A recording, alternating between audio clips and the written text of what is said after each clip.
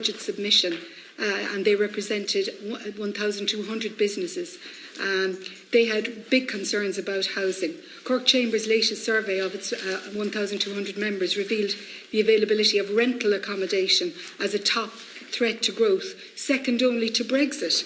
And really a big concern. The report went on to say that while housing is a social issue, our insufficient housing stock, in particular rental accommodation, also remains a primary business concern, which has a negative impact on the ability of businesses to grow, hire and retain talent, and contributes to wage inflation, thus impacting on competitiveness. So, Minister, I'd like to hear from you about children, the short, medium and long-term impacts on children who are in emergency accommodation, almost 4,000 according to your own figures, but also the impact of the lack of a good rental sector in relation to our future prosperities, as flagged by the Cork Chamber of Commerce successively in business in their budget submissions. I have some more, but I'll wait for those for the next round. Thanks, Minister.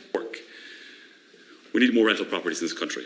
I'm waiting for the latest data for Q2 in terms of the rental sector from the RTB's rent index, which will come in the next couple of weeks. But when we look at the data from Q1, we have seen an increase actually in landlords and tenancies, which is good, because for a long time that was decreasing, and that was putting greater pressure then on our emergency accommodation, because with less landlords, less places to rent, more housing insecurity.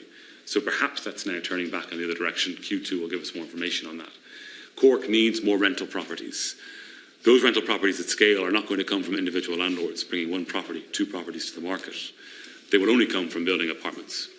And that will require build-to-rent apartment. It will require institutional investment. The type of things that I was discussing with Deputy O'Brien earlier, which we need to make sure continues to happen, but doesn't unbalance the market in a way that we don't want to see.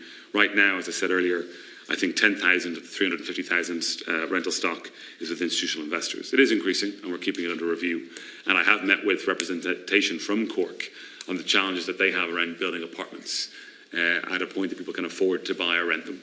And so, based on suggestions they have made to me, to the Minister for Finance as well, and to the Taoiseach indeed, because he's a representative of Cork, we're reviewing some of those proposals to see if we can help expedite the delivery of apartments. What we have seen in the latest planning permission reports is that I think it's a 150% increase in planning permissions for apartments.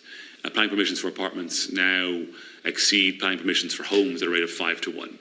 If that follows through to commencements and completions, that's going to do a huge amount of heavy lifting to help people, not just in the rental sector, people who are looking to buy their own home as well.